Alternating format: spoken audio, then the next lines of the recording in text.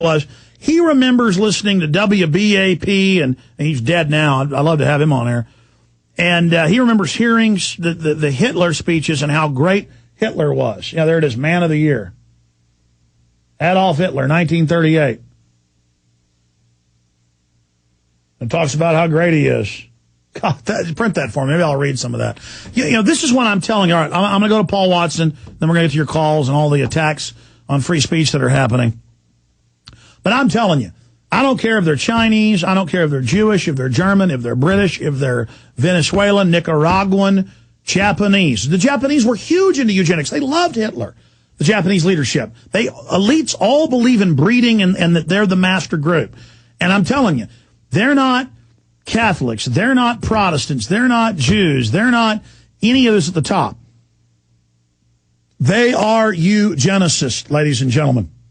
My dad had a famous botanist who was a Jewish professor at UT, who was the head of the group when my dad was in high school, already at UT, and this advanced placement thing, who they then, of the 125 smartest, pulled aside 6, and it was Professor Speer running it, and he was Jewish, explaining to them about the master race and all of this, but that Hitler just went too far, and that they're really master strains in most groups, and that they've got to cull the people, basically. I mean, it's everything everywhere. This is what the elites believe, ladies and gentlemen. And so if we don't face the full magnitude of what's happening, it's only going to get worse. So I go to Paul Watson now with these big new developments that are up on prisonplanet.com. And last week he broke, when the news came out, which we already knew, but now it's mainstream news. People can't deny it, with more detail, how Bilderberg brags now in all these papers they secretly set up the EU, just like we sued and got their documents. They're running the North American Union. Paul Watson, big news. Hello, Alex. Good to be back. Good to have you here. Yeah. First of all, most of what you just talked about regarding the Second World War, Hitler and the Nazis, is all laid out in William Shirer's book, The Rise and Fall of the Third Reich, which was written in the early 60s, which is considered the seminal book on the Third Reich. And all of this stuff's in there, and yet people treat it with suspicion when we talk about it all these years later. So yeah, well, stay there, Paul. Let's break down the new info. And folks, I'm telling you, they're setting up world government to kill most of you listening right now. Okay, well, most of us are dead if we don't beat these people. It's us or them. They run everything. We better turn that around. Stay.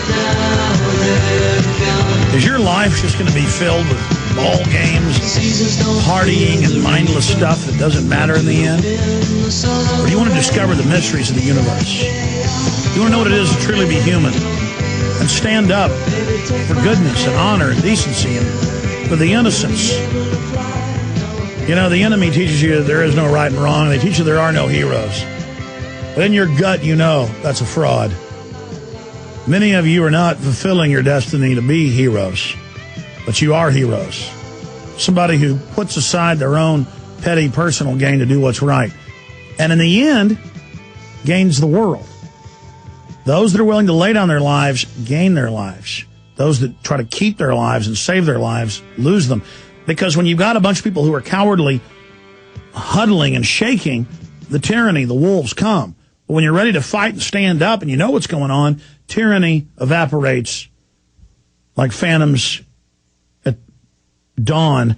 Trying to remember the Thomas Jefferson quote about if you just educate the whole of the public about liberty, then tyranny will vanish like phantoms at dawn. Let's go ahead and go to Paul Watson. All right, Paul, I'll shut up here. Go over the article that you've written. It's all over mainstream news, what we've already reported for years, but here it is, mainstream news. Top Nazis planned EU-style Fourth Reich. Then they founded Bilderberg, and now they admit they set up the European Union and the NAU, all of it. Okay, well, what we already knew before these latest documents came out was this. As everybody knows, the first couple of years of the Second World War, the Nazis blitzed through Europe. They were on top, but from the early 1940s onwards, the worm had turned and they knew that military defeat was all but certain. And so they started to devise ways of how they could preserve their power by means of consent over conquest. And it was during this period that top Nazis, such as Nazi economics minister Walter Funk, wrote about the necessity to create, quote, a Central European Union and, quote, a European economic area. That's what Funk called for in his book, The European Community. As well as him, his co-authors, Nazi academic Heinrich Hunker, wrote in the same book, quote, classic national economy is dead. Community of fate, which is the European economy, fate and extent of European cooperation depends on a new unity economic plan. Also, fellow Nazi Gustav Koenig wrote, quote, we have a real European community task before us. I am convinced that this community effort will last beyond the end of the war. And that's why they always say that the European Union, the engine of it's Germany, because the German taxpayers pay for it all. It's because you've got Crump Industries and all of these guys who are right up there on par with the Rothschilds and others in the power structure.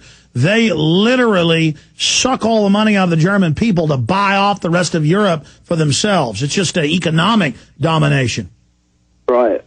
And then in following the release of this book, Minister of Propaganda Joseph Goebbels ordered the creation of, quote, large-scale economic unification of Europe, believing that, quote, in 50 years' time, people would no longer think in terms of countries. This was in 1940, and in 1993, just 53 years later, the European Union in its current form was born. And so, Paul, that's why they're an irresistible force until you consciously realize what they're doing, because they move like a glacier. I mean, it's just that irresistible force. I'm going to twist you. I'm going to take my time butchering you real good. And the general public's thinking on a day-to-day, and the global masterminds, they're thinking on 50-year models. Go ahead. Right. It's a long-term agenda. Other top Nazis who also called for the creation of pan-European federal economic superstate were Ribbentrop, Quisling, and Seyss-Inquart, who he spoke for, quote, the new Europe of solidarity and cooperation among all its people will find rapidly increasing prosperity once national economic boundaries are removed. And that could have been taken straight out of a CFR meeting or a Trilateral Commission meeting or whatever. So you've got all these top Nazis in the early 40s saying we need a pan-European economic empire and we need to do it by consent rather than conquest. And then we'll get onto the new documents which only solidify that this was taking place after the break. Yeah, it's no doubt. The entire European Union to be the center of the new world government, as Gordon Brown has said, is to carry out Nazi policies of mass death. It's hard to believe that reality is what it is, but that doesn't change the facts. We are in a scientific dictatorship, and they are now moving to shut down free speech and resisting them verbally and physically.